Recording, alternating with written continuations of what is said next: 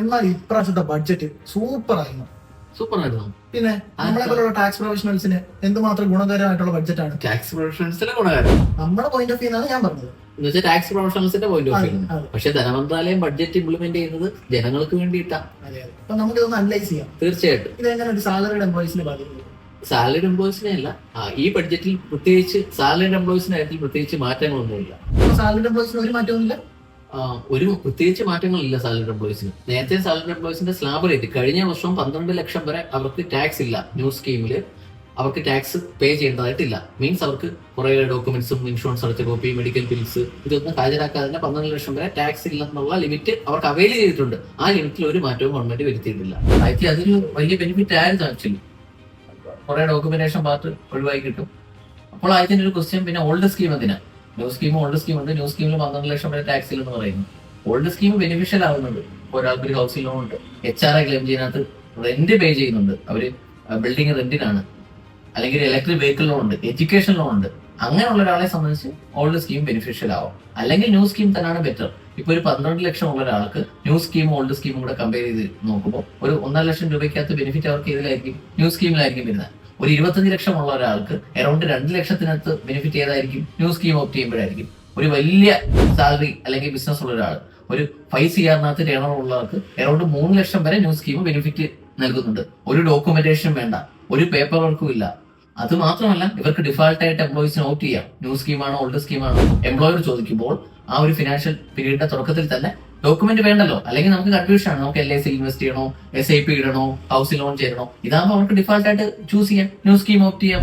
പിന്നെ നമ്മുടെ ക്ലയൻസിനടുത്തൊക്കെ നമുക്ക് ന്യൂ സ്കീം ഓപ്റ്റ് ചെയ്യാൻ വേണ്ടി സജസ്റ്റ് ചെയ്യാറ് ഈ പേപ്പർ വർക്കിനെ പുറകെ നടക്കണം. സാലറി എംപ്ലോയീസിന് കണ്ണും പൂട്ടി പറഞ്ഞോളൂ ന്യൂ സ്കീം ഓപ്റ്റ് ചെയ്യാം. അതിന്റെ റീസൺ ഈ ഒരു സ്ലാബ് റേറ്റിൽ ഉള്ളിൽ വരുന്ന ക്ലയൻസ് ഫിനാൻഷ്യലി സൗണ്ട് ആയിരിക്കും.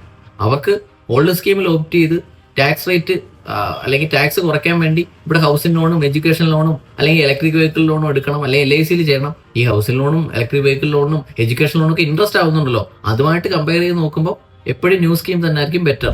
പറഞ്ഞത് ഈ ബഡ്ജറ്റിനകത്ത് സാലറിഡ് എംപ്ലോയീസിന് അത്ര ബെനിഫിറ്റോ കാര്യങ്ങളൊന്നും ഇല്ല. ഇത് 2 years ആയിട്ട് ഇങ്ങനെ തന്നെയാണ്. പുതിയ ബഡ്ജറ്റിൽ അവർക്ക് ബെനിഫിഷ്യൽ ആയിട്ടുള്ള ഒന്നും വന്നിട്ടില്ലെന്നാണ് ഞാൻ പറഞ്ഞത്. ഒരു പോയിന്റ് ഉണ്ട്, കുറച്ച് ലേസി ആയിട്ടുള്ള എംപ്ലോയീസ് ഉണ്ടാവുമല്ലോ, വർക്ക് പ്രഷർ കാരണം റിട്ടേൺ ഫയൽ ചെയ്യാത്ത. അവർക്ക് ഇതിനകത്തൊരു ബെനിഫിറ്റ് ഉണ്ട്. അവർക്ക് റിട്ടേൺ ഫയൽ ചെയ്യാനുള്ള ലാസ്റ്റ് ഡേറ്റ് നിലവിൽ December 31 ആയിരുന്നു. അത് നെക്സ്റ്റ് ഇയർ തൊട്ട് March വരെ അവർക്ക് ഫയൽ ചെയ്യാം. ആ ഒരു ബെനിഫിറ്റ് അവർക്ക് വന്നിട്ടുണ്ട്. ബിസിനസ്സുകാർക്ക് എന്തൊക്കെ ചേഞ്ചസ് ഉള്ളതെന്ന് അറിയണ്ടേ? പിന്നെ അറിയണ്ടേ, നമ്മളും ബിസിനസ്സുകാരല്ലേ, അതാണ് എനിക്ക് മെയിൻ ആയിട്ട് അറിയേണ്ടത്. നമ്മുടെ കണക്കുള്ള ബിസിനസ്സുകാർക്ക് ബഡ്ജറ്റിൽ നല്ലൊരു പണി വരുന്നുണ്ട്.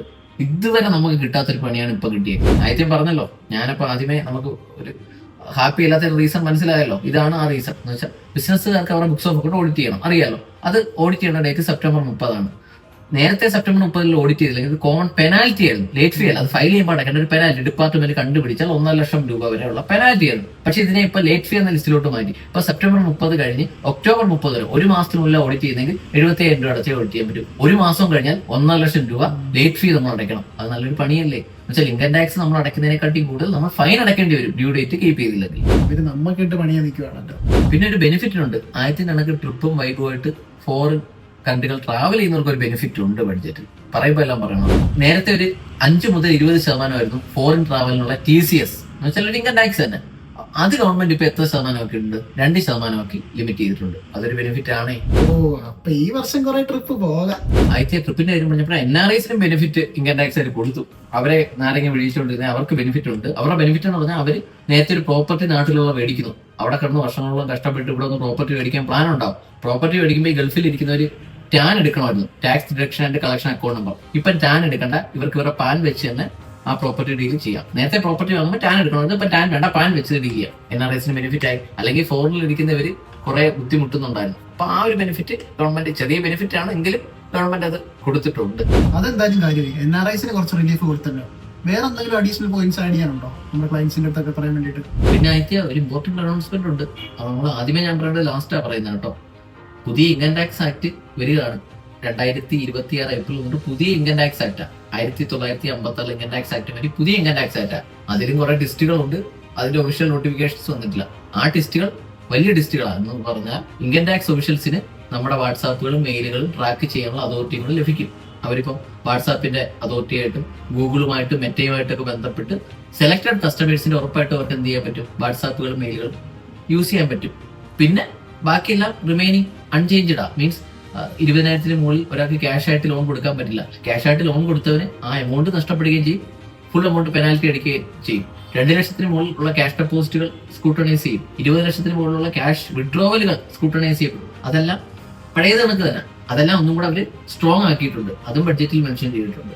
ഇനി നിങ്ങൾക്ക് വേണ്ടിയുള്ള ഞങ്ങളുടെ അഡീഷണൽ ടിപ്പാണ്, എല്ലാവരുടെയും PAN income tax closely watch ചെയ്യുന്നുണ്ട്. നമ്മളെല്ലാവരും ഇൻകം ടാക്സിന്റെ റഡാറിലാണ്. അപ്പം ഒരു FD എടുത്തായാലും മ്യൂച്വൽ ഫണ്ട്, ഷെയർ ട്രേഡിങ്, അതുപോലെ ഒരു ഇൻഷുറൻസ് പേയ്മെന്റ്, എന്ത് പാൻ യൂസ് ചെയ്തിട്ടുള്ള ഒരു ട്രാൻസാക്ഷൻ ആയാലും income tax department closely watch ചെയ്യുന്നുണ്ട്. അത് അവെയർ ചെയ്തിട്ട് അത് അലേർട്ട് ആയിട്ട് ഇരിക്കുക. യെസ്, തീർച്ചയായും ധനകാര്യ മന്ത്രാലയം ലക്ഷ്യം വെക്കുന്നത് അത് തന്നെയാണ്. എല്ലാം ട്രഡീഷണൽ സംവിധാനത്തിൽ പോയിക്കൊണ്ടിരുന്ന ഇൻകം ടാക്സ് ഡിപ്പാർട്ട്മെന്റ് ഡിജിറ്റലൈസ് ആയി. ഇൻഫോസിന്റെ സഹായത്തോടെ എല്ലാം ഡിജിറ്റലൈസ് ചെയ്തു. നമ്മളൊരു ഹോട്ടൽ ബില്ല് പേ ചെയ്യുന്നു, ഒരു പോസ്റ്റ് ഓഫീസിൽ FD ഇടുന്നു, ഒരു പ്രോപ്പർട്ടി സെല്ല് ചെയ്യുന്നു, ഒരാൾക്ക് ഫണ്ട് അയക്കുന്നു, ഒരു ഇൻഷുറൻസ് പേ ചെയ്യുന്നു, ഒരു ട്യൂഷൻ ഫീ ചെയ്യുന്നു. ഇതെല്ലാം ആ അതോറിറ്റിക്ക് അറിയാം. മീൻസ് നമ്മളെ കൺട്രോൾ ചെയ്യുന്ന, നമ്മുടെ കയ്യിൽ നിന്ന് ടാക്സ് കളക്ട് ചെയ്യാൻ നിയോഗിച്ചിട്ടുള്ള അതോറിറ്റിക്ക് ഇതെല്ലാം അറിയാമെന്ന് പറയുമ്പോൾ തന്നെ നമ്മുടെ റിസ്ക് അവിടെ ആരംഭിച്ചു.